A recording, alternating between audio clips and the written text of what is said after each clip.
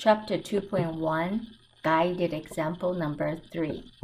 What is the purchase price of a 26-week high-tech T-bill with a maturity level value of 1,000 that earns an annual interest rate for 4.903%? So by reading the question, I pick up the information, the important information I wrote down on the board. You can see, be very careful. The first line we are going to make sure is 26 weeks is half of a year because they are 52 weeks in a year. So it will be equal to half, which is the timeline, the T. 1,000 maturity value is going to be my A because it's going to be happen in the future.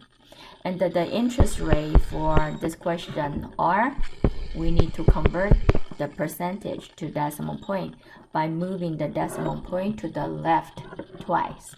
And the rate will be equal to 0.04903. Once we get everything ready, we may plug into the formula. A is equal to P times 1 plus R times T. A is 1,000. P is what we are looking for, times 1 plus the rate is 0.04903 times the time is a half year. So after you simplify a little bit on the right hand side of the parentheses, P is times 1.02415. That's after you simplify everything in the parentheses.